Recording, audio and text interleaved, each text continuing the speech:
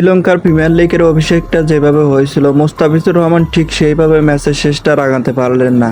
অভিষেক ম্যাচে প্রথম ওভার করতে এসে প্রথম বলেই দুর্দান্ত উইকেট নিয়েছেন মোস্তাফিজুর রহমান। নিজের বোলিং করে নিজেই ধরেছিলেন মোহাম্মদ হারিজের ক্যাচ, তাতে দলের সম্বর্ধনা পেয়েছিলেন বেশ ভালোভাবেই। তবে এবার পরের ওভারে খেয়ে হারিয়ে ফেলেন মোস্তাফিজুর রহমান। পরের ওভারে তাকে খরচ করতে হয় 16 রান, তাতে 2 ওভারের শেষে মোস্তাফিজুর রহমান খরচ করেন 21 রানে 1 উইকেট। এরপর ইনিংসে 16তম ওভার করার জন্য মোস্তাফিজুর রহমানের হাতে আবারও বল তুলে দেয় অধিনায়ক মোহাম্মদ নাবি।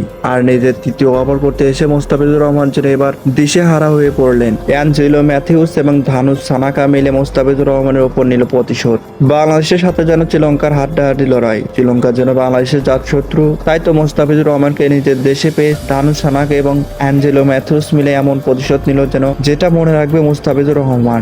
মোস্তাফিজুর রহমানের উপর দুজন মিলে 3টি ছক্কা এবং 8টি চার হাঁকান, যেখানে মোস্তাফিজুর রহমানকে খরচ করতে হয় 23 রান, অর্থাৎ 3 ওভারে 44 রান দিতে হয় মোস্তাফিজুর রহমানকে। তাতে 3 ওভারে তার ইকনমি চলে যায় প্রায় 15 কাছাকাছি। আর সেখান থেকে ম্যাচ সিটকে পড়ে যায়। দলকে যেন জয়ের বন্দর থেকে ফেলে দিলেন মোস্তাফিজুর রহমান। শুধু মোস্তাফিজুর রহমান নয়, নয়ন তুষারকেও তুলোধুনো করে এই দুই ব্যাটার খরচ করেন 21 রান।